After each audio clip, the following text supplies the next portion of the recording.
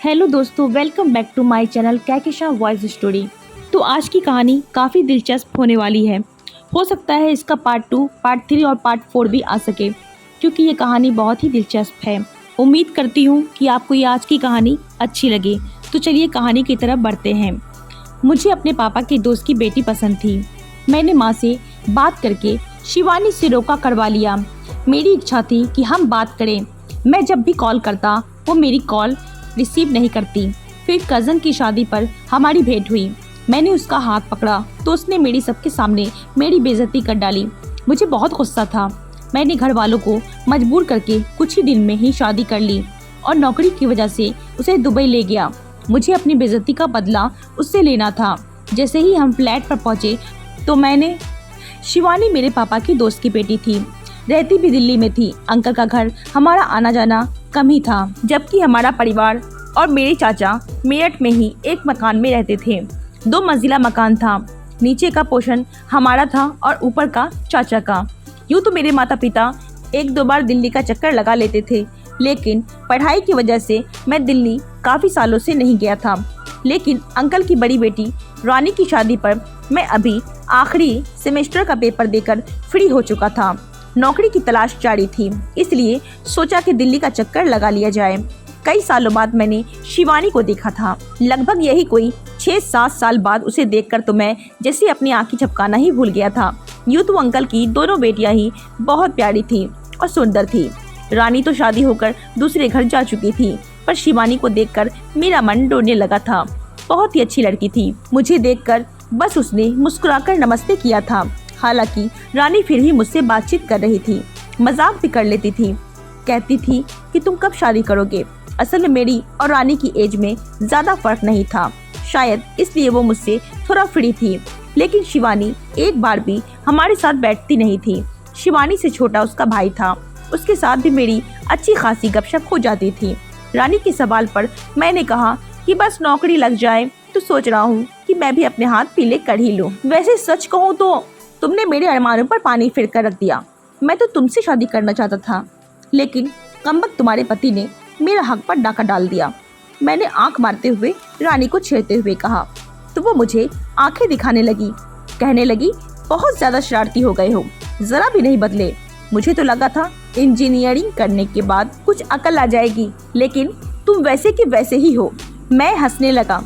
मैंने कहा, मजाक कर रहा था डियर। उसी समय शिवानी सबके लिए चाय बनाकर लाई थी। मैंने शिवानी को सर से पैर तक देखते हुए ये बात कही थी। उसने चाय टेबल पर रख दी। मैंने कहा, शिवानी प्लीज एक चाय मेरे हाथ में पकड़ा दो। मैं कुछ शरारती किस्म का लड़का था, या ये कह लीजिए कि कुछ ठड़की भी था। फिर सामने एक सुंदर लड़की हो तो दिल कुछ न कुछ तो अटखेलियां करने को करता ही है। जैसे ही उसने चाय का कप मेरी तरफ बढ़ाया, चाय के साथ मैंने उसका हाथ भी पकड़ लिया और फिर फौरन मुस्कुराकर उसको देखकर उसका हाथ छोड़ दिया। लेकिन उसके माथे पर बल पड़ गए थे। तुरंत ही ड्राइंग रूम से बाहर निकल गई। हम शादी से 3 दिन पहले पहुंच गए थे। उसी रात को ढोलक का खूब हल्ला गुल्ला मचा। शिवानी ने आस पड़ोस की अपनी सहेलियों को बुला रखा था। पहले तो सबने ढोल बजाया, गाने गाए, लेकिन इसके बाद सब लड़कियां अलग कमरे में चली गईं। हम सब लड़के बाहर बैठे रह गए। अंदर जब गाने की आवाज गूंज रही थी तो मुझे होश आया कि शायद सब लड़कियां मिलकर अंदर डांस प्रोग्राम बना रही हैं। मैंने शिवानी के भाई से पूछा। मैंने कहा कि ये अंदर क्या हो रहा है। कहने लगा, आदित्य भाई, सब लड़कियां मिलकर डांस कर रही हैं, इसलिए लड़कों की एंट्री बंद है। अब मैं ये सोच रहा था कि ऐसा कौन सा चोर दरवाजा खोजा जाए जहाँ से मैं झाँक कर देख सकूँ। मैं घर की पिछली तरफ भाग गया। वहाँ उस कमरे की खिड़की मौजूद थी, लेकिन अंदर से बंद थी। ऊपर एक झरोखा भी बना हुआ था।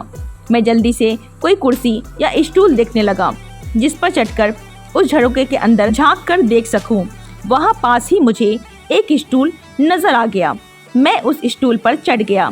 जब मैंने झरोखे से अंदर झांक कर देखा तो शिवानी किसी गाने पर डांस कर रही थी। उसका ऐसा डांस देखकर तो जैसे मेरे होश ही उड़ गए। मैं सोच भी नहीं सकता था कि वो इतना अच्छा डांस भी करती है। पता नहीं मुझे क्या सूझी कि मैंने अपना मोबाइल जेब से निकाला और उसके डांस का वीडियो बनाने लगा। कुछ देर बाद ही सब लड़कियां खाने के लिए शोर मचाने लगी। मैं फौरन ही नीचे उतर गया और स्टूल को एक तरफ रखकर वापस बाहर की तरफ चला गया। मेहंदी के फंक्शन पर भी मेहंदी कलर की ड्रेस पहन रखी थी, बहुत सुंदर लग रही थी। पूरी शादियों में बस वो मेरी नजरों में ही छाई रही, बल्कि ये कहना ज्यादा ठीक होगा कि मेरी बेबाक नजरों की कैद में रही।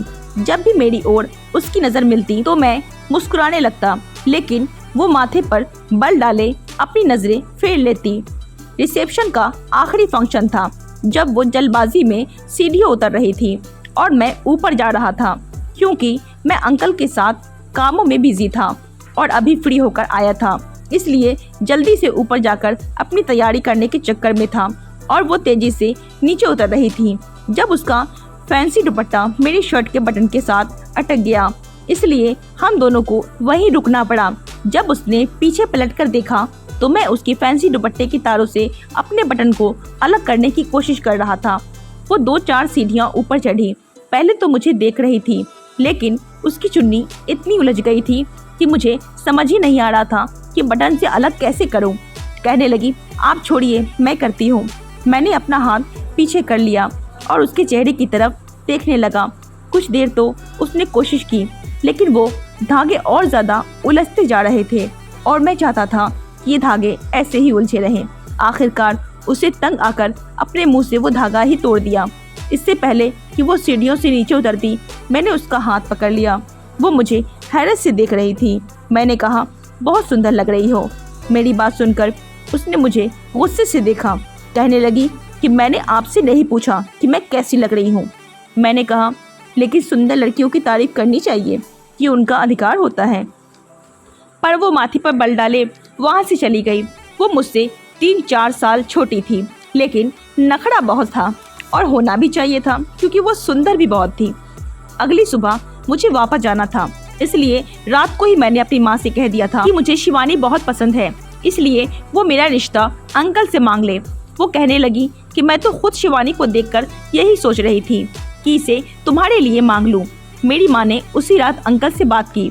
अंकल को कोई आपत्ति नहीं थी, उन्होंने तो फौरन ही हाँ भी कर दी।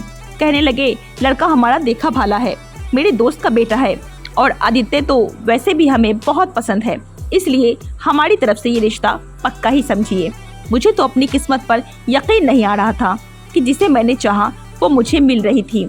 मुझे तो अपनी किस्मत पर यकीन नहीं हो रहा था कि वो ऐसी मेहरबान भी हो सकती है, वो भी इतनी जल्दी।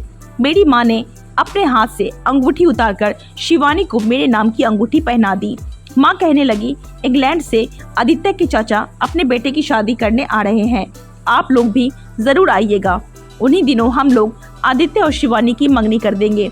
शिवानी अभी बीए कर रही है, जैसे ही इसका बीए कंप्लीट होगा तो हम शादी कर देंगे। मेरी माँ को इस बात पर कोई ऑब्जेक्शन न था। मैं भी सोच चुका था कि अब तो मेरा रोका हो चुका है, इसलिए अपने दिल के सारे अरमान पूरे करूँगा। लेकिन जब मैंने रानी से ये कहा कि मुझे शिवानी का फ़ोन नंबर चाहिए, तो वो कहने लगी कि तुम क्या करोगे। मैंने कहा, जाहिर है वो मेरी मंगेतर है, बात क्या करूँगा, तुम क्यों जेलस हो रही हो। वो हंसने लगी और कहने लगी, आदित्य उसका नेचर बहुत अलग है, वो फ़ोन पर बात करना पसंद नहीं करती है। तो मैंने कहा, तुम नंबर दो, उससे बात करना और अपने सांचे में उसे ढालना मेरा काम है। मैंने वापस मेरठ पहुंचते ही शिवानी को कॉल की। उसने मेरी कॉल नहीं उठाई। फिर मैंने उसे व्हाट्सएप पर मैसेज किया, अपना नाम भी बताया, ये भी कहा कि मैं तुमसे बात करना चाहता हूँ। उसने मेरा मैसेज तो सीन किया था, लेकिन ना तो मैसेज का जवाब दिया और ना ही मुझे कॉल पर बात की। मैंने रानी को फ़ोन किया, उससे पूछा कि शिवानी मुझसे बात क्यों नहीं कर रही है।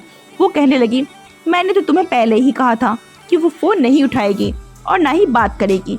मुझे बुरा तो बहुत लगा था, लेकिन मैं चुप हो गया। कुछ दिन बाद मेरा अपने कज़न के साथ दिल्ली जाना हुआ, क्योंकि मेरे सारे रिश्तेदार मेरठ में ही रहते थे, इसलिए दिल्ली में सिर्फ अंकल का ही घर था। हमें बस कुछ घंटे ही वहाँ रहना था और इसके बाद हमें आगे जयपुर जाना था। वैसे तो सब एक होटल का कमरा लेने के लिए कह रहे थे कि कुछ घंटे वहीं आराम कर लेते हैं, लेकिन मैंने कहा कि नहीं, मेरे अंकल का घर वहाँ है, कुछ घंटे वहीं रह लेंगे। मैंने दरवाजे पर नॉक किया तो अंदर से शिवानी की ही सुरीली आवाज़ सुनाई दी। कहने लगी, कौन है? तो मैंने कहा, आदित्य हूँ, दरवाज़ा खोलो। तो वो कहने लगी, लेकिन घर पर न माँ है न पिताजी, दोनों ही रात को आएंगे और भाई भी घर पर नहीं है, इसलिए मैं दरवाज़ा नहीं खोल सकती। तो मैंने कहा, क्या मतलब दरवाज़ा नहीं खोल सकती? मुझे तो उसकी बात सुनकर जैसे तन बदन में आग सी लग गई। क्या इसने मुझे बहुत छोटे से कैरेक्टर का समझा था? क्या मैं अकेले में उसके साथ कुछ कर बैठता? उसकी बात सुनकर मेरे कज़न सभी दबी हंसी हंसने लगे, क्योंकि वो जानते थे कि मैं उसका मंगेतर भी हूँ। सभी कहने लगे, अरे आदित्य, हमें नहीं पता था कि तुम्हें तुम्हारी ससुराल में ये इज्जत मिलेगी। तुम्हारी मंगेतर ने तो तुम्हें अंदर बुलाने के काबिल भी नहीं समझा। चलो छोड़ो भाई, कुछ घंटे आराम ही तो करना है, हम किसी होटल में कमरा ले लेते हैं। मैं तो इतना शर्मिंदा हुआ कि बता ही नहीं सकता था। मुझे बहुत गुस्सा आ रहा था। फिर मेरे कज़न ने मेरा मजाक भी बहुत उड़ाया कि पहले लड़की से पूछ तो लेते कि तुम्हें पसंद भी तो करती है कि नहीं। उसने तो तुम्हें मुंह पर दरवाज़ा ही दे मारा, दरवाज़ा तक नहीं खोला। कज़न के सामने मेरी बहुत बेइज्जती हुई थी। शाम को मैं जयपुर के लिए निकल गया। अंकल का फ़ोन मुझे रात को आया था। कहने लगे, बेटा तुम दिल्ली आए थे, कहाँ हो तुम?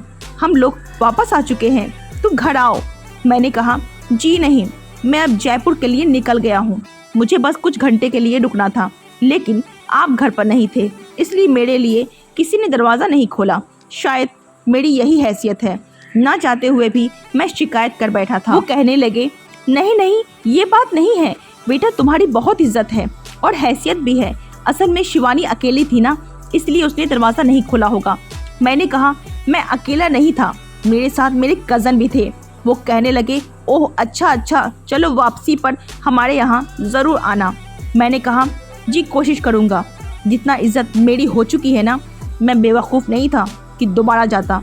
हमारा 8 दिन का टूर था, लेकिन मेरा कहीं भी दिल नहीं लग रहा था, ना तो जयपुर में और ना ही इससे आके माउंट आबू में। मुझे बार बार अपनी बेइज्जती का एहसास हो रहा था।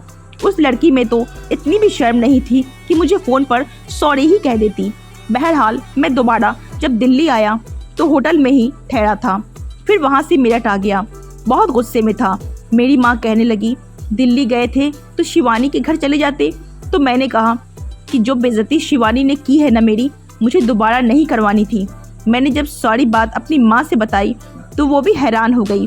कहने लगी, ये तो बहुत बुरी बात है, उसे दरवाज़ा तो खोलना चाहिए था। इसके बाद मैंने घर के फ़ोन से शिवानी के नंबर पर कॉल की। उसने फ़ोन उठा लिया। कहने लगी, बताइए आंटी जी, कैसी हैं आप? मैंने कहा, मैं बात कर रहा हूँ आदित्य। ये सुनकर वो चुप हो गई। इससे पहले कि फ़ोन बंद करती, मैंने कहा, मेरा फ़ोन बंद मत करना। तुम्हारे मोबाइल पर मैं तुम्हें कब से कॉल कर रहा हूँ, व्हाट्सएप पर मैसेज भी कर रहा हूँ। क्या बात है, तुम मुझसे बात क्यों नहीं करती हो? मेरी बात सुनकर वो बुरी तरह से घबरा गई थी। कहने लगी, मुझे फ़ोन पर बात करना अच्छा नहीं लगता है। तो दोस्तों, आगे की कहानी काफ़ी दिलचस्प होने वाली है। इस कहानी का पार्ट 2 कल इसी चैनल पर इसी टाइम पे आएगा। तब तक के लिए धन्यवाद।